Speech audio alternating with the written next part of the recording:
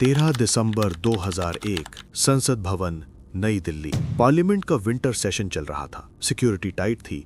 देश की top leadership अंदर मौजूद थी। बाहर लाल बत्ती वाले गाड़ियां खड़ी थीं। तभी एक सफेद एम्बेसडर कार गेट नंबर 11 से अंदर घुसती है। गाड़ी पर होम मिनिस्ट्री का और पार्लियामेंट का एक वीआईपी स्टिकर लगा था। सब नॉर्मल लग रहा था, लेकिन गाड़ी के अंदर बैठे 5 लोग डेडली मिशन पर थे। उनके पास AK-47s, ग्रेनेड्स और RDX का पूरा आर्सेनल भरा हुआ था। अगले 30 मिनट में पार्लियामेंट कॉम्प्लेक्स एक एक्टिव गन बैटल जोन बन गया। टारगेट क्लियर था, इंडिया का democratic nerve centre. Top political leadership बस कुछ ही दूर थी। अगर वो टेररिस्ट्स हॉल के अंदर घुस जाते तो शायद आज इंडिया का नक्शा और इतिहास दोनों अलग होते। लेकिन इस अटैक की कहानी सिर्फ 13 दिसंबर से शुरू नहीं होती। यह हमला कोई अचानक आया हुआ तूफान नहीं था। इसका काउंटडाउन महीनों पहले शुरू हो चुका था। और सबसे शॉकिंग बात, हमारी इंटेलिजेंस ब्यूरो IB और जम्मू एंड कश्मीर पुलिस के पास इस साजिश के क्लूज थे। अटैक से ठीक पहले कुछ ऐसी सस्पिशियस फोन कॉल्स इंटरसेप्ट की गई थीं जिसमें इस पूरे मास्टर प्लान का राज छुपा था। सवाल यह है, सिग्नल्स थे, फिर भी सिस्टम उन्हें एक्शन में कन्वर्ट क्यों नहीं कर पाया? कहां फेल हुआ सिस्टम जिस वजह से पूरे देश की लीडरशिप खतरे में आ गई? आज हम उस रेड टेप, उस इंटेलिजेंस फेलियर और उन खुफिया फोन कॉल्स का पूरा सच डिकोड करेंगे। साल 2001 के आखिरी महीने अमेरिका पर 9/11 का हमला हो चुका था और पूरी दुनिया में वॉर ऑन टेरर का बवाल मचा था। पाकिस्तान की ASI और उसके पाले हुए आतंकी संगठन लश्कर-ए-तैयबा और जैश-ए-मोहम्मद एक बहुत बड़ी प्लानिंग कर रहे थे। और यहीं एंट्री होती है देश के टॉप कमांडर गाजी बाबा की। गाजी बाबा वो मास्टरमाइंड था जो कश्मीर के पहाड़ों में बैठकर दिल्ली में मौत का खेल डिजाइन कर रहा था। JNK पुलिस उसकी हर मूवमेंट ट्रैक करने की कोशिश कर रही थी। बाद में इन्वेस्टिगेटर्स ने माना कि सिग्नल्स मौजूद थे। उन्हें पता था कि कुछ बड़ा होने वाला है, लेकिन क्या और कहां, ये एक जिगसॉ पजल बन चुका था। उस जमाने में JNK पुलिस, IB, रॉ और मिलिट्री इंटेलिजेंस के बीच वैसी कोऑर्डिनेशन बिल्कुल नहीं थी जैसी आज देखने को मिलती है। सब अपने अपने साइलोज में काम करते थे। इंफॉर्मेशन शेयरिंग स्लो और फ्रैगमेंटेड थी। रिपोर्ट्स को सिस्टम में मूव होने में दिन लग जाते थे। श्रीनगर में बैठा एक इंस्पेक्टर अगर कोई कॉल इंटरसेप्ट करता तो उसकी रिपोर्ट को दिल्ली तक पहुंचने में दिन या हफ्तों लग जाते थे।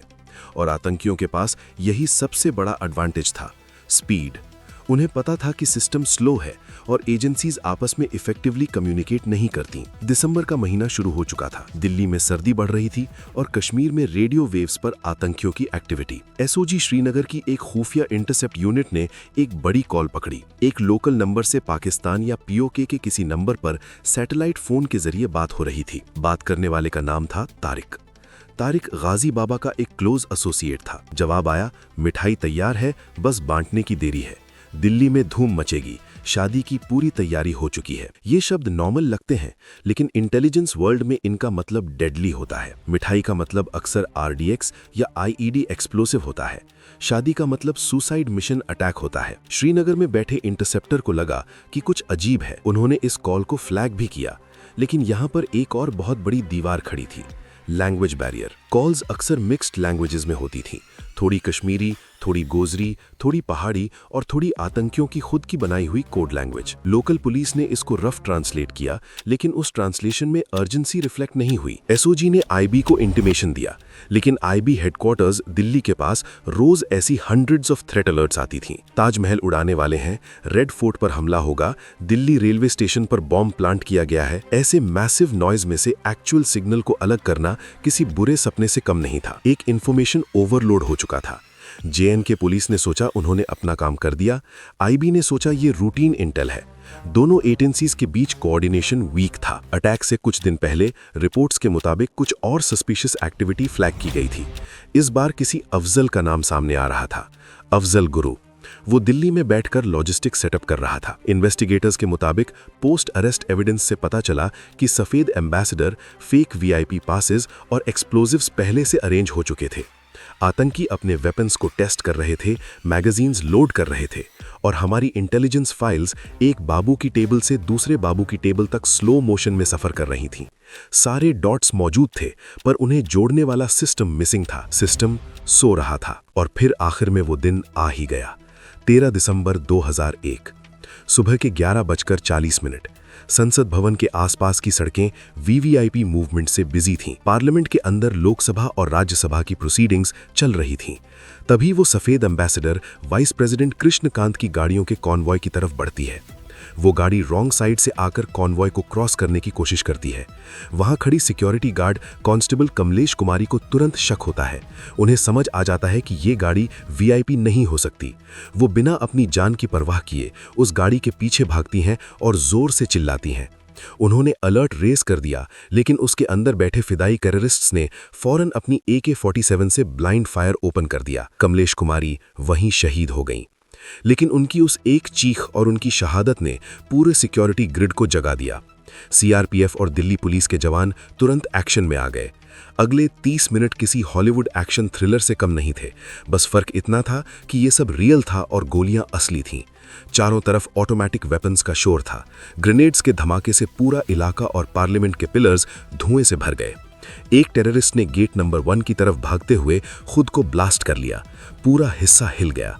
बाकी 4 टेररिस्ट्स को सिक्योरिटी फोर्सेस ने अपनी जान पर खेलकर गोलियों से भून मारा। इस हमले में 9 सिक्योरिटी पर्सनल और स्टाफ शहीद हुए और सारे 5 टेररिस्ट्स मारे गए। लेकिन ध्यान दीजिए, उन बहादुर जवानों ने किसी भी एक टेररिस्ट को बिल्डिंग के मेन हॉल में घुसने नहीं दिया। इंडिया की टॉप पॉलिटिकल लीडरशिप एक बाल बच गई। बस 1 सेकंड की डिले होती तो आज का दिन ब्लैक डे होता। हमला खत्म हो गया था, टेररिस्ट्स मारे गए, लेकिन एजेंसीज का असली काम अब शुरू हुआ। क्राइम सीन पर इन्वेस्टिगेशन चल रही थी। डेड बॉडीज के पास से मोबाइल फोन्स मिले। एक टेररिस्ट की पॉकेट से एक सिम कार्ड मिला। जब उस सिम कार्ड की डिटेल्स निकाले गए और उसकी कॉल रिकॉर्ड्स दिल्ली पुलिस के स्पेशल सेल और आईबी के सामने आईं तो सबके होश उड़ गए।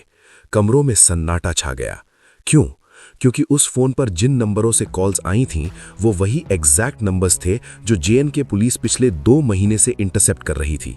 वही तारिक, वही अफजल गुरु, वही मिठाई और शादी वाली सस्पिशियस कॉल्स। एसओजी श्रीनगर का सिस्टम पिछले 1 हफ्ते से चीख कर कह रहा था कि दिल्ली में एक मैसिव अटैक होने वाला है, लेकिन उन डिक्रिप्टेड मैसेजेस को सही तरीके से एनालाइज करके दिल्ली की सिक्योरिटी बढ़ाने का ऑर्डर किसी ने पास ही नहीं किया। सब एक दूसरे का वेट कर रहे थे। ये एक pure text book intelligence failure था। इंफॉर्मेशन थी पर एक्शनेबल इंटेलिजेंस नहीं थी। Intelligence without action is useless. जब दिल्ली पुलिस और आईबी को समझ आया कि वो क्या मिस कर चुके हैं, तब उन्होंने अपने पूरे नेटवर्क को फुल थ्रॉटल पर डाल दिया। उन्हीं नंबर्स को रिवर्स ट्रैक करके कुछ ही दिनों के अंदर पूरे स्लीपर मॉड्यूल को तोड़ दिया गया।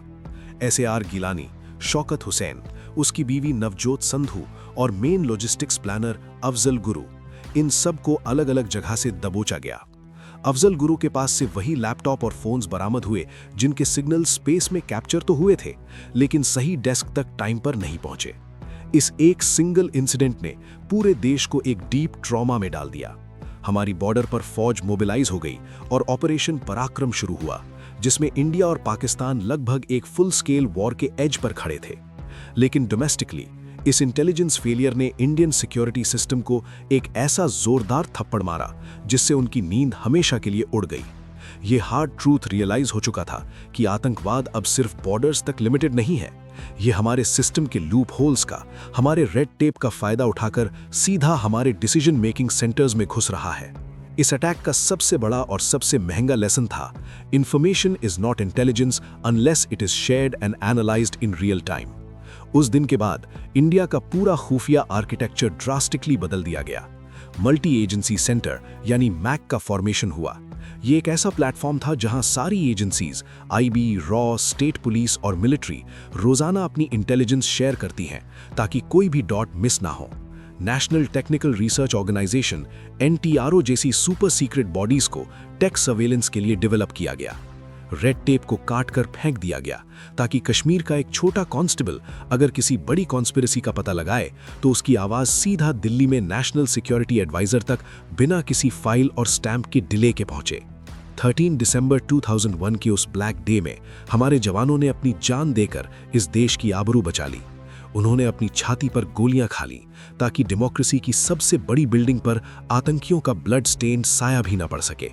लेकिन उस अटैक से पहले जो हुआ, उन अनसुनी और अनडिकोडेड फोन कॉल्स की जो चिलिंग कहानी थी, वो आज भी खुफिया ट्रेनिंग एकेडमीज में एक मास्टर केस स्टडी की तरह पढ़ाई जाती है। ताकि आने वाले वक्त में कोई एजेंसी, कोई ऑफिसर या कोई नेता ये एक्सक्यूज ना दे सके कि इंफॉर्मेशन तो थी पर हम समझ नहीं पाए।